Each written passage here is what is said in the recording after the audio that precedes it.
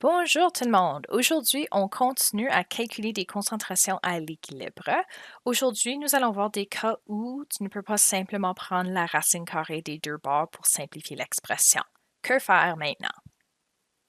Le résultat d'apprentissage, c'est pareil que l'autre leçon, alors c'est d'effectuer des calculs de concentration à l'équilibre à partir des concentrations initiales en te servant d'un tableau IVE.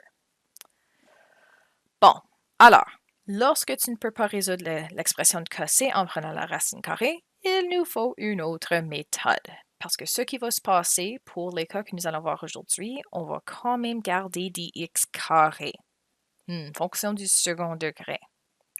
Petit rappel de vos cours de mathématiques dixième, la formule quadratique est une méthode qui nous permet de résoudre une équation du second degré. Donc, c'est justement ça que nous allons utiliser. Petit rappel de la formule quadratique, x est égal à négatif b plus ou moins la racine carrée de b au carré moins 4 fois a fois c. Tout ça divisé enfin par 2 fois a. Ça ou nous avons un trinôme du second degré ax au carré plus bx plus c est égal à 0. Alors, il faut que l'expression soit tout sur un côté égale à 0. Lorsque c'est le cas, les chiffres qui vont avec les x, a, b et c, sont ceux que vous allez rentrer dans la formule quadratique. Donc, c'est ça qu'on va utiliser aujourd'hui. Allons-y faire le premier exemple. Alors, exemple 1. La réaction suivante a une Kc égale à 25. Et voilà la réaction. On a placé 2 mols d'hydrogène et 3 mols d'iode dans un contenant de 1 litre. Quelle sera la concentration à l'équilibre de chaque gaz? Donc, c'est semblable au problème de la dernière leçon, mais ce que vous allez voir lorsqu'on arrive à l'étape avec l'expression de Cossé est un peu plus difficile à simplifier. Bon, alors pour commencer, j'ai ma réaction. Elle est bel et bien équilibrée, alors pas d'inquiétude là. J'ai ma valeur de Cossé. On va mettre ça en orange. C'est simplement 25. Et j'ai le nombre de mols d'hydrogène et d'iode, donc des montants initiaux. Ce ne sont pas des concentrations, mais bonne nouvelle, notre volume est 1 litre, donc ça sera 2 divisé par 1, 3 divisé par 1. Si vous voulez vraiment me montrer les calculs de concentration, vous pouvez, mais ce n'est vraiment pas nécessaire. Donc, moi, je vais simplement mettre ça comme donnée. La concentration d'hydrogène initiale, c'est 2 mols par litre. Alors, 2 mols dans 1 litre. Et la concentration initiale de l'iode, c'est 3 mols par litre.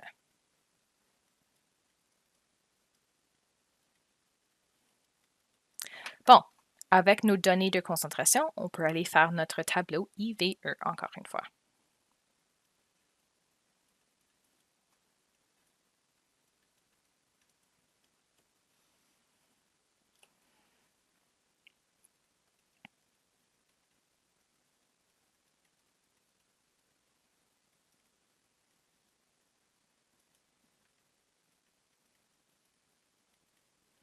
Voilà la réaction. Alors, là, pour les concentrations initiales, 2 pour H2, 3 pour I2. Encore pas nécessaire de mettre des unités dans le tableau IVE parce que ça doit être des concentrations. Pour HI, on commence avec rien. Pour la variation, nous allons enlever un X de chaque réactif, pas de coefficient, et nous allons produire 2X, HI. Pour l'expression à l'équilibre, j'ai maintenant 2 moins X pour le premier, 3 moins X pour le deuxième et simplement 2X pour le dernier. Bon, là, c'est temps pour aller chercher notre expression de Cossé. Cette fois-ci, je vais le faire à la prochaine page parce que ce que vous allez voir... Oh.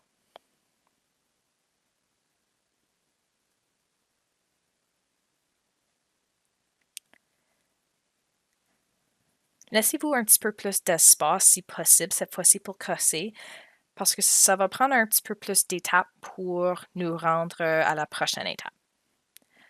Tout de même, on va commencer avec l'expression. Alors, KC est égal à la concentration de HI au carré divisé par la concentration de H2 fois la concentration de I2. Bon, j'ai la valeur de KC, alors je sais que c'est 25. Et là, nous pouvons remplacer nos expressions pour les concentrations à l'équilibre.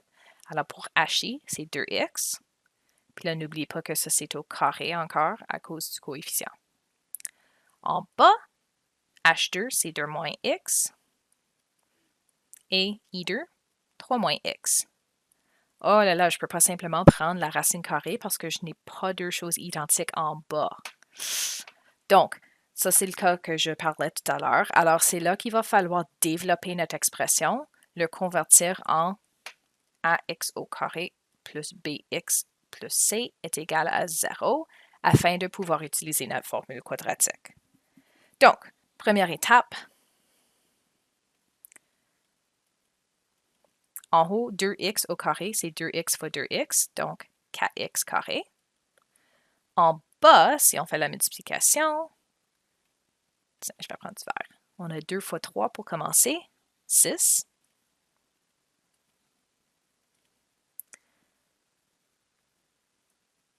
Moins 2x, moins 3x, alors moins 5 en total. Encore faites attention de bien développer votre expression.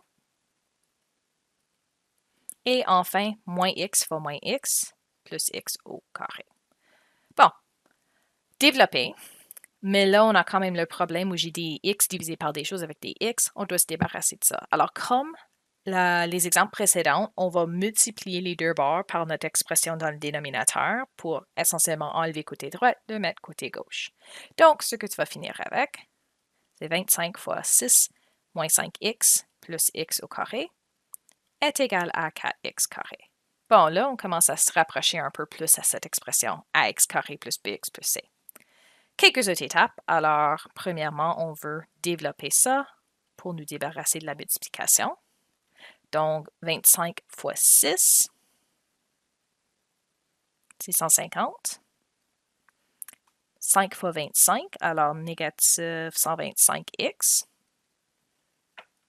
Et finalement, plus 25x au carré. Bon, l'expression doit être égale à 0, donc dernière petite chose sera de tasser soit un côté à l'autre, comme vous préférez. Personnellement, je préfère travailler avec des x carrés positifs et le restant pas autant important, mais si tu préfères tasser le 4x sur bord ici, ça fonctionne. Mais si tu préfères tasser le trinôme de l'autre côté, ça va aussi. Peu importe, tu devrais avoir la même réponse. Donc, moi, je vais tasser mon 4x sur bord ici, va devenir une soustraction, alors moins 4x carré. Donc, ce qui me reste, j'ai 150 moins 125x plus 21x carré est égal à 0. C'est à l'envers, mais nous avons quand même ax carré plus bx plus c.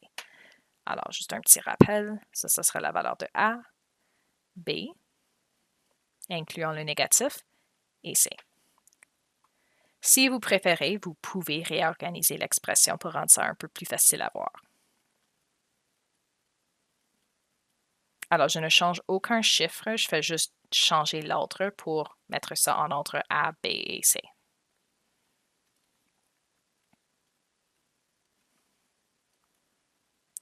Bon, maintenant nous avons les valeurs de A, B et C.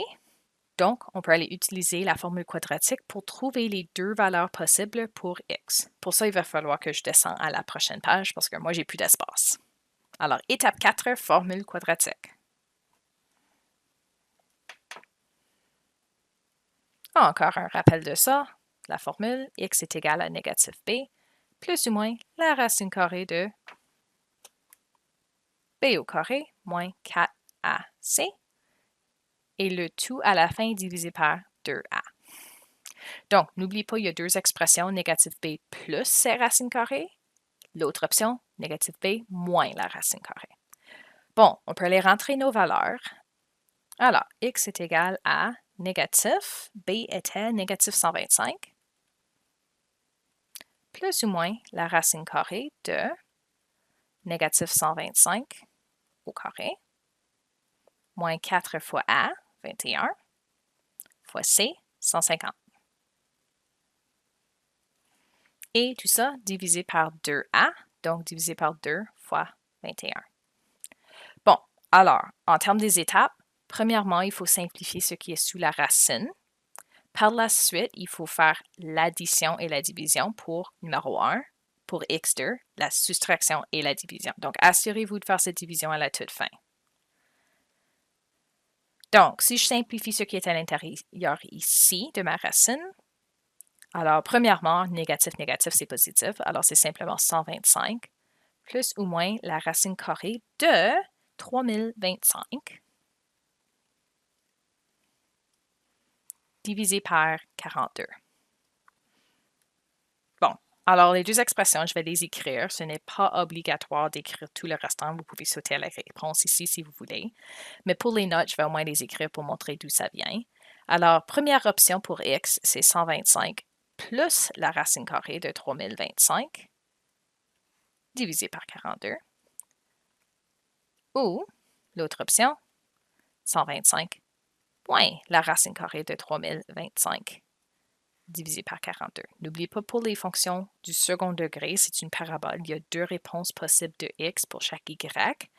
Mais ce que vous allez voir ici en chimie, une des réponses ne va pas faire de sens avec le restant de nos données.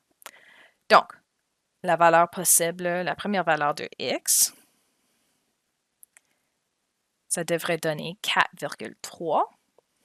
La deuxième valeur devrait donner 1,7. Alors, que faire avec mes deux valeurs?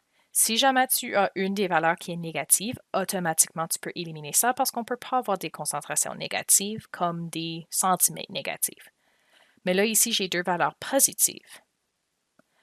Là, si on retourne au tableau, ben, la concentration initiale était seulement 2 moles par litre et 3 moles par litre. Je ne peux pas enlever 4 points quelque chose de ça. Donc, la première valeur, elle est trop grande. Ça, c'est la valeur qu'on peut éliminer.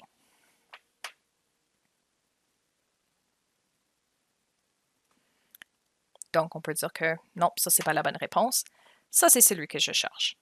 Oui, je m'attends à ce que vous me montrez les deux réponses possibles pour x dans chaque cas. Pas nécessairement tous les calculs pour ça. Vous pouvez sauter d'ici à vos deux réponses finales, mais je veux voir les deux et lequel que vous éliminez. Bon, maintenant, nous avons officiellement la valeur de x. Alors, tout ce qui nous reste à faire, c'est trouver les concentrations à l'équilibre. Donc, on va reprendre nos expressions. Alors, à l'équilibre,